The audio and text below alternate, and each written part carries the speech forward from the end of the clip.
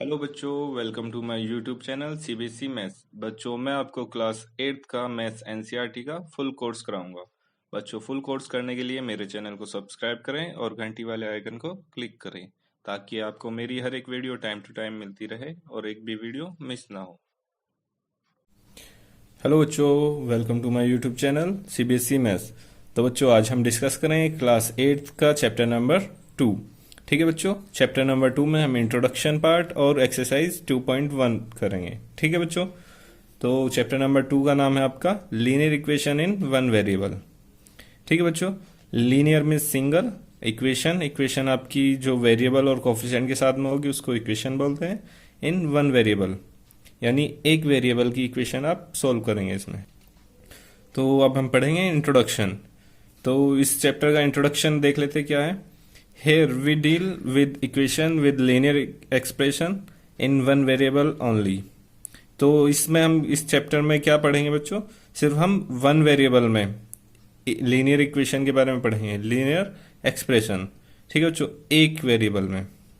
अभी मैं समझाऊंगा वेरिएबल किसको बोलते हैं। Such equation are known as linear equation in one variable. तो उस तरह की इक्वेशन को बच्चों क्या बोलते हैं हम, लीनियर इक्वेशन के नाम से वो जानी जाती है इन वन वेरिएबल, एक वेरिएबल में। ठीक है बच्चों, इसका एग्जाम्पल देखते हैं। एग्जाम्पल लिया बच्चों मैंने 2x माइनस 3 इक्वल टू 7। ठीक है बच्चों, तो यहाँ दिख रहा होगा आपको एक नंबर है और एक अल्फाबेट है। प्रीवियस क्लासेस में आप पढ़ चुके हैं बच्चों वेरिएबल्स के बारे में, ठीक है, और इक्वेशन के बारे में भी। तो यहाँ लिखा 2x माइनस 3 इक्वल टू 7, ये आपकी इक्वेशन है। ठीक है बच्चों, पूरी ये इक्वेशन बन गई। अब इक्वेशन क्यों बनी, जब नंबर पार्ट के साथ में आपका एक वेरिएबल पार्ट आ जाता है तो वो इक्वेशन बन जाती है, उसको इक्वेशन बोलते हैं। ठीक है बच्चों, तो अब इसमें इस पूरी इक्वेशन में हम किसको क्या बोलते हैं, क्या नाम से आने जाती है, वो मैं आपको बताऊंगा। ये x के साथ में है यानी वेरिएबल के साथ में, इसको वेरिएबल बोलते हैं। इसके साथ में जो भी नंबर जुड़ा हुआ होगा, साथ में लिखा होगा, वो मल्टीप्लाई में होगा, उस नंबर को बोलते हैं हम कोफिशिएंट ऑफ x। अगर यहाँ y होगा तो y का कोफिशिएंट होगा, z होगा तो z का, जो भी आपका लेटर होगा उसका वो क्या होगा, कोफिशिएंट। ठीक है बच्चों, इस वाले पार्ट को बच्चों क्या बोलते हैं, जो भी आपका अल्फाबेट होगा इक्वेशन में उसको बोलेंगे द वेरिएबल। मतलब क्या, ये वेरिएबल है। ठीक है बच्चों, यहाँ आपका x भी हो सकता है, y भी, z भी, कुछ भी। -3, अब ये तो आपके कांस्टेंट टर्म है -3, ये आपका साइन है इक्वल टू का, इक्वलिटी शो करता है, और इक्वल टू 7 है। ठीक है बच्चों, अब हमें दिख रहा है इसमें दो पार्ट है, इक्वल टू के एक इस साइड में है और एक वैल्यू इस साइड में है, तो उसको भी हम दो पार्ट में बोलते हैं कि इधर वाले पार्ट को अलग बोलते हैं, इधर वाले पार्ट को अलग बोलते हैं। यहाँ दिख रहा है आपको 2x माइनस 3 है। ठीक है बच्चों, लेफ्ट वाला पार्ट, तो इसको हम बोलते हैं left hand side, LHS, left hand side LHS। और जो इसके सीधे हाथ पे जो पार्ट होगा, जो भी आपका नंबर होगा, उस पूरे पार्ट को हम बोलते हैं RHS, means right hand side. ठीक है बच्चों, राइट हैंड साइड, इधर वाले पार्ट को राइट हैंड साइड RHS और इधर वाले पार्ट को LHS। ठीक है बच्चों, तो ये आपकी एक वेरिएबल में इक्वेशन है। ठीक है, अब हम थोड़ी सी और इसके बारे में जानते हैं कि चलो, ये तो आपकी एक वेरिएबल में इक्वेशन हो गई। यदि कोई इक्वेशन ऐसी लिखी हो 2x square minus 3 equal to 7, तो क्या ये भी एक वेरिएबल में इक्वेशन है, लीनियर इक्वेशन। हमें कहा लीनियर भी हो इक्वेशन और एक वेरिएबल में हो, तो बच्चों ये आपकी लीनियर इक्वेशन है क्या, no, it is not a linear equation. Linear equation, ये भी आपका एग्जाम्पल हुआ।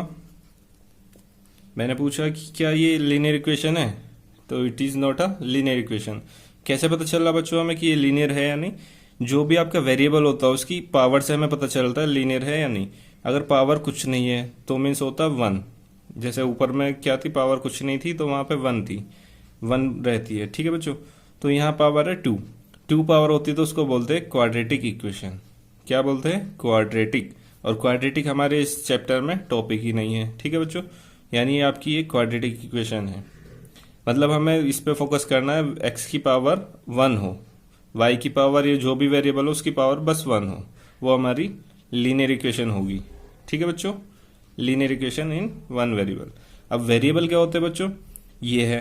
तो इस जैसा वेरिएबल अगर एक और आ जाए इक्वेशन में, suppose 2x plus 3y equal to 7, तो क्या ये, अब मैं पूछ रहा हूँ क्या ये आपकी लीनियर इक्वेशन है इन वन वेरिएबल? बच्चों लीनियर तो है क्योंकि पावर 1 है, y की भी पावर 1 है, x y की दोनों की पावर 1 1 है, तो लीनियर है। बट यहाँ हमें दिख रहा है पावर तो ठीक है लेकिन वेरिएबल कितने हैं बच्चों, x y, दो वेरिएबल हो गए ना, 2, तो ये हुई लीनियर इक्वेशन इन टू वेरिएबल। चैप्टर हमारा है linear equation in one variable, तो इसका मतलब क्या है, ये भी आपकी वन वेरिएबल में इक्वेशन नहीं है, ये टू में है। तो हम इसको बोल सकते हैं it is not a linear equation in one variable, it is not a linear equation in one variable.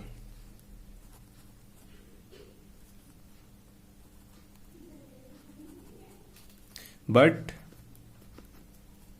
it is in two variable, it is in two variable।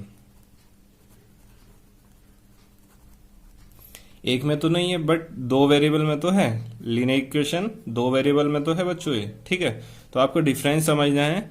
अगर आपके दो वेरिएबल हो गए तो वो दो में है, हमें पढ़ रहे चैप्टर में एक वेरिएबल होना चाहिए, तो एक ही वेरिएबल हम पढ़ेंगे। ठीक है बच्चों, ठीक है बच्चों, तो इंट्रोडक्शन पार्ट आपका इतना ही था, इसमें इससे ज़्यादा और कुछ नहीं है बच्चों। इंट्रोडक्शन पार्ट में आपको बस फोकस करना है इक्वेशन पे, एक वेरिएबल की इक्वेशन हो और किस पार्ट को क्या बोलते हैं आपको अच्छे से याद रखना है। ठीक है बच्चों, अगर आप कॉपी करते हो तो कॉपी ना करें क्योंकि कॉपी करने में कुछ फायदा नहीं। आप अगर समझ के उसको करते हैं तो आपके वो नॉलेज पार्ट आपका आपके साथ में रहेगा। ठीक है बच्चों, तो आपको समझ समझ के करने हैं सभी क्वेश्चन, ये नहीं कि आपने कॉपी कर लिया, कॉपी करके क्या फायदा, आप नोटबुक भर रहे हैं बस। तो आपको अच्छे से समझ के करना, तभी आपसे क्वेश्चन सॉल्व हो पाएंगे। ठीक है बच्चों, अब देख लेते हैं इसकी एक्सरसाइज 2.1। तो बच्चों हमें क्वेश्चन में कहा गया है सॉल्व द फॉलोइंग इक्वेशन। ठीक है बच्चों, सॉल्व द फॉलोइंग इक्वेशन। अब इक्वेशन हमने अभी पीछे पढ़ा कि इंट्रोडक्शन में कि इक्वेशन क्या होती है। ठीक है, वेरिएबल और कांस्टेंट हम एक साथ लिखी हुई हो माइनस प्लस के साथ में, तो उसको हम क्या बोलते हैं, इक्वेशन बोलते हैं। अब इक्वेशन को सॉल्व करने होगा, तो इक्वेशन को सॉल्व क्या करना है, मीन्स जो आपका वेरिएबल होगा ना सभी इक्वेशन में, एक्स वाई जेड टी, जो भी आपका लेटर होगा उसकी वैल्यू हम एक साइड करते हैं लेफ्ट हैंड साइड में, और उसके इक्वल में जो भी उसको सॉल्व करके आता है उसको राइट हैंड साइड में रखते हैं। ठीक है बच्चों, तो हम x की वैल्यू यहाँ पे निकालते हैं इक्वेशन से। ठीक है, तो क्वेश्चन नंबर फर्स्ट हमारे सामने है x माइनस 2 इक्वल टू 7। तो इसको सॉल्व करेंगे हम, x अपनी जगह रहेगा, 2 इधर नेगेटिव का इक्वल टू के इस साइड है, तो इक्वल टू के उस साइड अगर हम कोई भी नंबर लेके जाते हैं तो वो साइन बदल जाता है, नंबर तो वही रहेगा, माइनस का है तो उधर जाके प्लस हो जाएगा। तो x इक्वल टू 7 माइनस था तो इधर आगे प्लस हुआ, 7 प्लस 2। ठीक है बच्चों, x इक्वल टू 7 प्लस 2, 2 इधर आ गया, x बचा इस साइड में, तो x की वैल्यू निकल गई, इसको हम सॉल्व कर देंगे। 7 प्लस 2 9, x इक्वल टू 9, ये बच्चों आपका आंसर हो जाएगा। ठीक है बच्चों, ऐसी सेकंड हमें देखना है y, 3 को इधर लेके आएंगे हम, 10 माइनस 3, तो ये भी हो जाएगा बच्चों 10 माइनस 3 7। ठीक है बच्चों, समझ आ रहा है, साइन बदलता है, अगर मैं इस साइड से कोई भी वैल्यू उठा के इधर लाऊंगा तो साइन वो बदल जाएगा उस नंबर का, माइनस था तो प्लस, प्लस था तो माइनस। Question number third 6। अब इसमें बच्चों हमें देखना है किसको हमें उठा के लाना है, 6 को अभी भी इधर ले जाएंगे नहीं, जेड हमारा इधर है, इसके साथ में जो भी आपकी टर्म होगी उसको उठा के ले जाएंगे, तो ये हो जाएगा 6 माइनस 2 इक्वल टू जेड। तो क्या आंसर मिला इसका, 6 में से 2 माइनस किए 4 इक्वल टू जेड, तो जेड की वैल्यू क्या मिली हमें 4।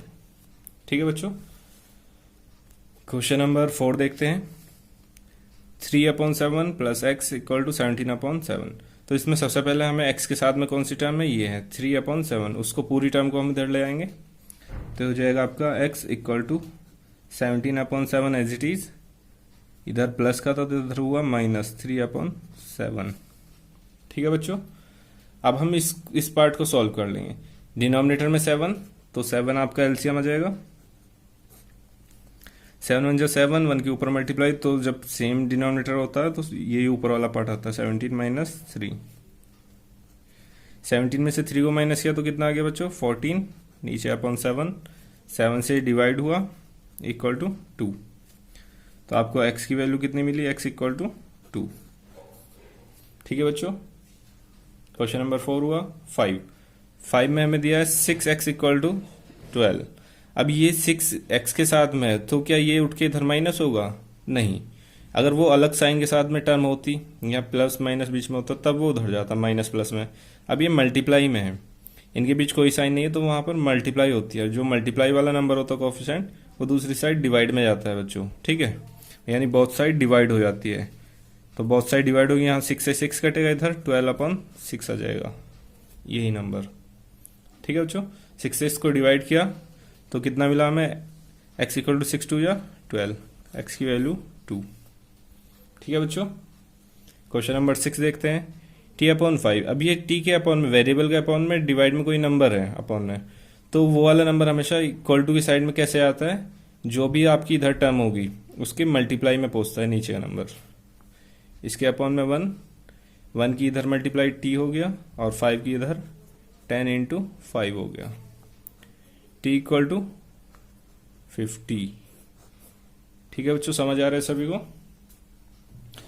अब देखते हैं क्वेश्चन नंबर 7। क्वेश्चन नंबर 7 में हमें दिया 2x/3 इक्वल टू 18। तो सेम सिचुएशन जैसे क्वेश्चन नंबर 6 था, 3 डिवाइड में तो दूसरी साइड मल्टीप्लाई में जाएगा। 2x as it is equal to 18 × 3 multiply में पहुंच गया। अब यहाँ हमें दिख रहा है 2 मल्टीप्लाई में इधर है, तो ये 2 कहाँ जाना चाहिए बच्चों?